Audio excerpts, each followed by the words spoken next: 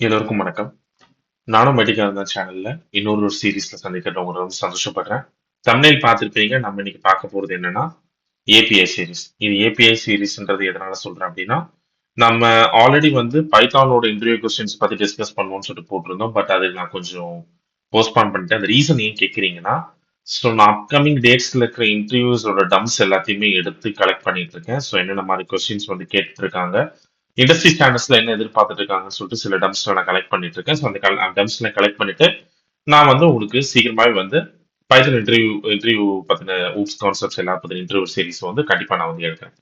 So நான் முன்னாடியே சொன்ன மாதிரி நம்ம அடுத்த வாரம் தான் அதாவது இந்த மண்டேல இருந்து ஸ்டார்ட் பண்ண போறோம் ஏபிஐ சீரிஸ். பட் இப்போதைக்கு ஜஸ்ட் ஒரு ஹெட்ஸ் அப், ஒரு ரோட் மேப் நான் வந்து பைத்தான் கொடுத்த மாதிரி இந்த ஏபிஐக்கு வந்து நான் ஒரு ரோட் மேப் வந்து கொடுத்துறேன். ஃபர்ஸ்ட் வந்து பாத்தீங்கன்னா நம்ம ஏபிஐ ஃபண்டமெண்டல்ஸ் ஸ்டார்ட் பண்ணுவோம்.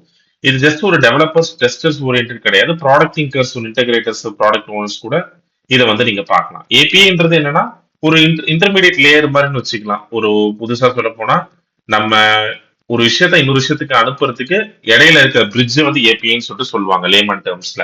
ஓகேங்களா? நம்ம என்னன்றத ஹை லெவல்ல பார்ப்போம். அதுக்கு முன்னாடி நம்ம ரோட் மேப் பார்த்துடலாம். ஸோ நம்ம ஃபண்டமெண்டல்ஸ்லேயும் ஸ்டார்ட் பண்ணிட்டு ஏபிஐயோட ஃபண்டமெண்டல்ஸ், ஏபிஐ எதுக்குன்னு சொல்லிட்டு ஸ்டார்ட் பண்ணி HTTP பேசிக்ஸ்லேருந்து architectures, request body, response basics, authentication, authorization, data formats, அந்த ஏபிஐ எப்படி டாக்குமெண்ட் பண்றது, அதை எப்படி ஹெரர் ஹேண்டில் பண்றது, ரேட் லிமிட் பண்றது, ஏபிஐ டெஸ்ட் பண்றது எப்படி, அண்ட் ஏபிஐ செக்யூரிட்டி எப்படி வந்து பார்க்கறது, அப்புறம் ஏபிஐ வந்து டிசைனோட பெஸ்ட் ப்ராக்டிஸ் என்னன்னு சொல்லிட்டு நம்ம வந்து பார்க்க போறோம். இது ஏன்னா மோஸ்ட்லி நீங்க எல்லா ஜேடிலையும் பாத்தீங்கன்னா ஏபிஐஸ் வந்து ஒரு பெரிய ஒரு செட்பேக்கா வச்சிருப்பாங்க. ஒரு சாஃப்ட்வேர் இன்ஜினியர்னா அவனுக்கு ஏபிஐ பத்தின பேசிக்ஸ் கண்டிப்பா தெரியணும். சோபா ரெஸ்டான்றது கண்டிப்பா அவனுக்கு தெரியணும். அவனுக்கு என்ன என்ன பர்டிகுலர் ஏபிஐ எல்லாம் ஒர்க் பண்ணிருக்கான்றது எல்லாருக்குமே தெரியணும். உதாரணத்துக்கு நீங்க ஐடி டிபார்ட்மெண்ட்ல, ஐடி டீம்ல ஒர்க் பண்ணிட்டு இருக்க எக்ஸிஸ்டிங் பர்சனுக்கு நீங்க உங்களுக்கே தெரியும். அதாவது நம்ம ஒரு சாட் ஜிபிடியோட ஏபிஐ கீ எடுப்போம். அந்த ஏபிஐனா என்னது? ஃபர்ஸ்ட் ஒரு இன்டராக்ஷன் தான். நம்மளுடைய லோக்கல் சிஸ்டம்க்கும் அந்த சாட் ஜிபிடிக்கு ஒரு இன்டராக்ட் பண்றதுக்கு ஏபிஐ கீ வேணும். அப்போதான் அந்த அந்த ஏபிஐ கீ வந்து அந்த சாட் ஜிபிடி எப்படி பிஹேவ் பண்ணுதோ நம்மளோட லோக்கல் சிஸ்டம்ல, இல்லைன்னா நம்ம ப்ராஜெக்ட்ல அது பிஹேவ் பண்ணும். இப்போ எல்லாமே அட்வான்ஸா போயிட்டாங்க. இப்போ எல்லாமே பாத்தீங்கன்னா ஏபிஐ கீஸ் யூஸ் பண்ணி தான் ப்ராஜெக்ட் பில்ட் பண்றதா இருக்கட்டும், ஒரு ப்ராடக்ட் டெவலப் பண்றதா இருக்கட்டும், ஒரு சாட் போட் வந்து ரெஸ்பான்ஸ் பண்றதா இருக்கட்டும், எல்லாத்துக்குமே வந்து பாத்தீங்கன்னா இப்போ ஏபிஐ கீஸ் வச்சு தான் பண்ணிட்டு இருக்காங்க. ஸோ நான் வேணா இந்த சீரிஸோட எண்ட்ல வந்து பாத்தீங்கன்னா கிராக் ஏபிஐ வச்சு ஒரு சாட் போட் வந்து ரெஸ்பான்சிபிள் சாட் போட் நான் வந்து ஒரு சின்ன எக்ஸாம்பிளா நான் வந்து கண்டிப்பா காட்டுறேன். ஒரு ஹை லெவல்ல காட்டுறேன்னு வச்சுக்கோங்க. ஸோ நம்ம இன்னைக்கு குவிக்கா வந்து ஏபிஐ ஃபண்டமெண்டல்ஸ்குள்ள போயிடலாம். ஓகேங்களா? ஸோ நம்ம வந்து ஏபிஐ பத்தி போறதுக்கு முன்னாடி நம்ம ஒரு விஷயம் முக்கியமா கிளியரா ஒன்று சொல்ல விரும்புறது என்னன்னா, இந்த சேனலுக்கு நீங்க புதுசா இருந்தீங்கன்னா ஸோ சப்ஸ்கிரைப் பண்ணுங்க, ஷேர் பண்ணுங்க, கமெண்ட் பண்ணுங்க, லைக் பண்ணுங்க, பெல் ஐக்கான் பிரஸ் பண்ணுங்க. அப்பதான் உங்களுக்கு என்னோட ரெகுலர் அப்டேட் உங்களுக்கு தெரியும். ஸோ என்னோட பர்டிகுலர் சேனல்ல உங்களுக்கு ஏதாவது ஃபீட்பேக் கொடுக்குறதா தாராளமா கமெண்ட் பண்ணலாம், கொஸ்டின்ஸ் நீங்க கேட்கலாம். அண்ட் உங்களுக்கு ஏதாவது சஜஷன்ஸ் இருந்தாலும் நீங்க கொடுக்கலாம். ஒரு புது சீரிஸ் ஆரம்பிக்கணும்னு சொல்லிட்டு கேட்டாலும் நான் கொடுக்கலாம்.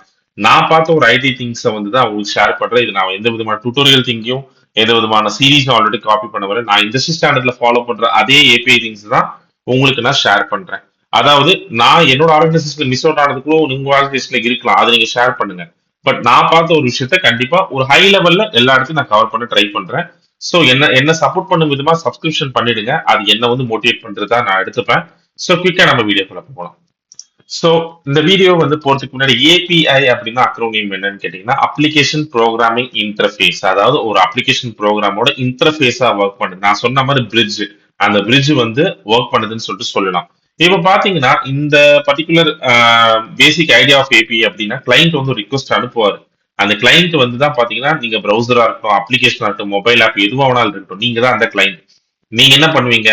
ஒரு பர்டிகுலர் ஆப்புக்கு வந்து பாத்தீங்கன்னா லாகின் ஆப்ரேஷனோ இல்லாட்டி ஒரு லிங்க் பிரஸ் பண்ணிட்டு அந்த லிங்க்ல என்ன இருக்குன்னு பார்க்கணும், இதெல்லாம் பார்ப்பீங்க. நீங்க லிங்க் பிரஸ் பண்றது மட்டும்தான் உங்களுக்கு தெரியும். அத பேக் எண்டுக்கு எப்படி தெரியும்ன்றது உங்களுக்கு தெரியுமா? தெரியாது. அது எப்படி ஒர்க் ஆகுதுன்றது இப்ப நம்ம பார்ப்போம். ஃபார் எக்ஸாம்பிள் வந்து பாத்தீங்கன்னா ஒரு கிளைண்ட் வந்து இருக்காரு. அந்த கிளைண்ட் வந்து அந்த ஏபிஐக்கு வந்து அதாவது பேக் எண்டுக்கு வந்து ஒரு ரிக்வஸ்ட் வந்து கொடுக்குறாரு. நான் இது வந்து ஒரு டயக்ராமட்டிக்கல் வேவ்ல நான் உங்களுக்கு காட்டுறேன். சோ இப்போ வந்து பாத்தீங்கன்னா நான் வந்து ஒரு கிளைண்ட். ஓகேங்களா? நான் வந்து ஒரு பர்டிகுலர் கிளைண்ட். ஓகே. ரொம்ப இதுவா இருக்கு. சாரி.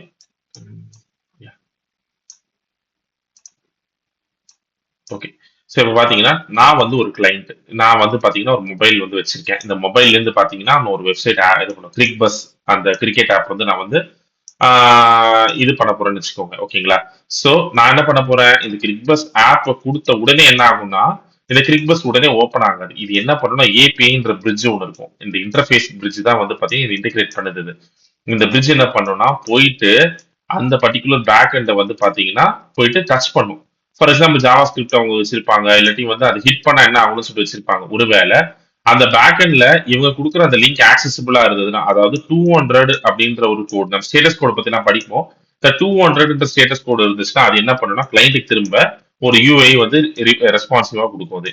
அதாவது கிளிக் பஸ் ஆப்பை நீங்க ஓபன் பண்ணிட்டீங்க, அதுக்கான ரெஸ்பான்சிவ் நான் 200 கொடுத்துட்டேன். 200 கொடுத்தது வந்து நீங்க பாக்குறீங்க. ஸோ நான் கிளைண்டா திரும்ப வந்து பார்ப்பேன். ஓகேங்களா? இப்போ உங்களுக்கு ஒரு ஹை லெவல்ல வந்து பாத்தீங்கன்னா ஒரு ஐடியா உங்களுக்கு தெரிஞ்சிருக்கும். இப்போ இது என்னன்னு சொல்லிட்டு பண்ணுதுன்னு சொல்லிட்டு உங்களுக்கு தெரிஞ்சிருக்கும். ஸோ இது வந்து ஒரு டயக்ராமட்டிக்கல் வேல நான் சொல்றேன். இப்போ நான் தான் கிளைண்ட். நான் வந்து பாத்தீங்கன்னா இந்த வெப், மொபைல் ஆப், பிரவுசர் என்ன வேணாலும் இருக்கட்டும். ஓகேங்களா? சோ அத வந்து பாத்தீங்கன்னா நான் வந்து ஆக்சஸ் பண்றதுக்கு ஒரு ரிக்வெஸ்ட் கொடுக்குறேன்.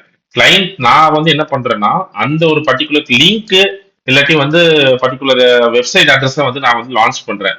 லான்ச் பண்ண உடனே போயிடுமா சார்னு கேட்டீங்கன்னா கண்டிப்பா போகாது. அது என்ன பண்ணுன்னா இது ஏபிஐ வந்து ரிசீவ் பண்ணும். இது ரிசீவ் பண்ணி அதை வேலிடேட் பண்ணும். வேலிடேட் பண்ணி ப்ராசஸ் பண்ணும். இதோட வேலை ப்ராசஸ் பண்றது மட்டும்தான். இது இருக்கா இல்லையா அப்படின்றது வந்து டிட்டர்மைன் பண்றதுக்கு தான் சர்வர் பேக் எண்ட்ல வந்து பார்ப்பாங்க. சோ ஏபி என்ன பண்ணுனா ஓகே இவர் அப்ளிகேஷன் கொடுத்திருக்காரு, இந்த ரிக்வெஸ்ட் கொடுத்திருக்காரு, இந்த ரிக்வெஸ்ட் நான் ஃபார்வர்ட் பண்ணிட்டேன். இந்த ரிக்வெஸ்ட் நான் ஃபார்வர்ட் பண்ணிட்டு அந்த ஃபார்வர்ட் பண்ண ரிக்வெஸ்ட் வந்து என்ன பண்ணுனா இது வந்து இந்த சர்வருக்குள்ள அந்த மாதிரி ஒரு பர்டிகுலர் பாத் இருக்கான்றது செக் பண்ணும்.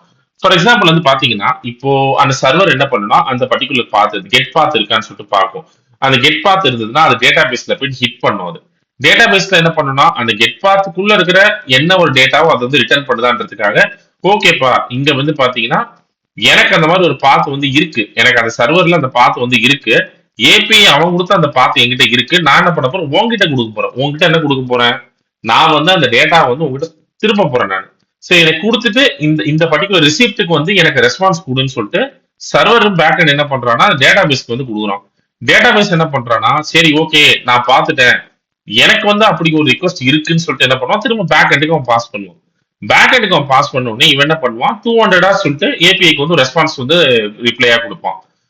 எப்படின்னா நான் வந்து என்கிட்ட பார்த்துட்டேன், இந்த பார்த்ததுக்கு வந்து என்கிட்ட வந்து பாத்தீங்கன்னா ஒரு ரெஸ்பான்ஸ் கோடுன்னு சொல்லிட்டு கொடுப்பாங்க. நம்ம அதை பத்தி படிப்போம். இந்த ரெஸ்பான்ஸ் கோட் 200 இருந்ததுன்னா ஏபிஐ வந்து என்ன பண்ணா 200 சொல்லிட்டு கிளைண்ட்டுக்கு வந்து அந்த யூஏ கொடுத்துருவான். அந்த பர்டிகுலர் ரெஸ்பான்ஸ்க்கு வந்து ஒரு 200 கொடுத்துட்டு அந்த யூஏ கொடுத்துட்டாங்கன்னா அது பாஸ்ன்னு அர்த்தம். இல்ல 404 பேஜ் நாட் ஃபவுண்ட், 503 சர்வர்ல ஏதோ இஷ்யூன்னு சொல்லிட்டு சர்வர் இப்ப என்ன பண்ணுவானா ஏபிஐ என்ன பண்ணுவான் சர்வருக்கு கொடுப்பான். அந்த சர்வர் ஹிட் ஆகலன்னா 500 சீரீஸ்ல வந்து ஏதாவது ஒரு எரர் வந்து கொடுப்பான். நான் ஒருவேளை எரர் கோட்ல தப்பா பண்ணிருக்கலாம், பட் நான் எரர் கோட பத்தி நான் வந்து உங்களுக்கு ஃபுல்லாவே நான் வந்து காட்டுறேன். சரிங்களா? சோ இப்போதைக்கு உங்களுக்கு ஏபிஐயோட ஒரு பேசிக்கா இது எப்படி ஒர்க் ஆகுன்றதுக்கு ஒரு ஐடியா லாஜிக் வந்து உங்களுக்கு தெரிஞ்சிருக்கும் கண்டிப்பா.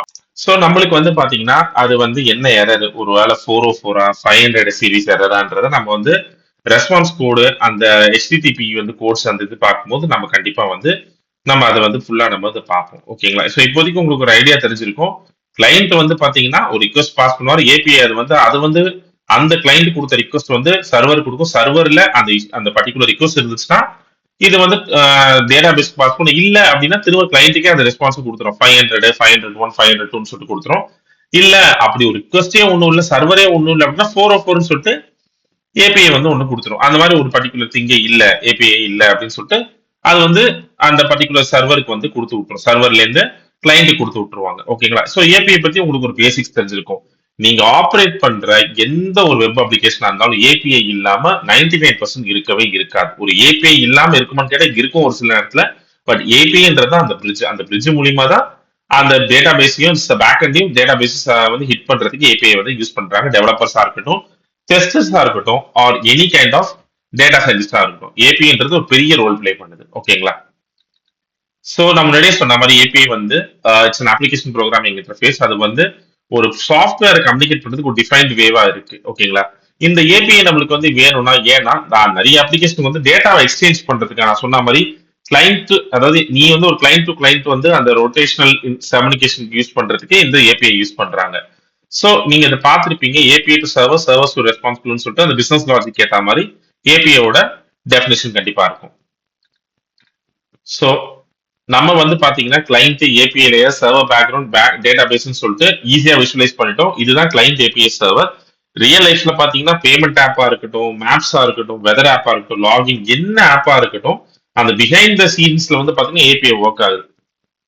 ஃபார் எக்ஸாம்பிள் பாத்தீங்கன்னா நீங்க வந்து ஒரு கூகுள் பே பண்ணிட்டு இருக்கும்போது திடீர்னு பேங்க் சர்வர் வந்து அவுட் ஆயிடும்.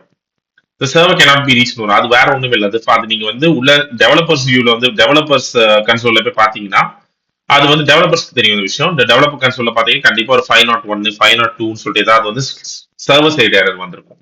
ஓகேங்களா? சோ ஒரு ஏபிஐக்கு யூஐக்கும் இருக்கிற இது பாத்தீங்கன்னா ஏபிஐ வந்து யூஐ வந்து யூசருக்கு வந்து இன்டராக்ட் பண்றது யூஐக்கு மட்டும் தான் தெரியும். ஆனா லாஜிக்கலா வந்து டெவலப்பர்ஸ் அந்த ப்ரோக்ராமேட்டிக்கல் மெக்கானிசம் வந்து பாத்தீங்கன்னா ஒரு டெவலப்பருக்கு ஏபிஐ மூலியமா பண்றதுக்கு தெரியும். இது ஒண்ணு வந்து பாத்தீங்கன்னா can exist without many architectures. அது பேக் எண்ட்ல மட்டும் செக் பண்றதுக்கு சில விஷயம்லாம் இருக்கு.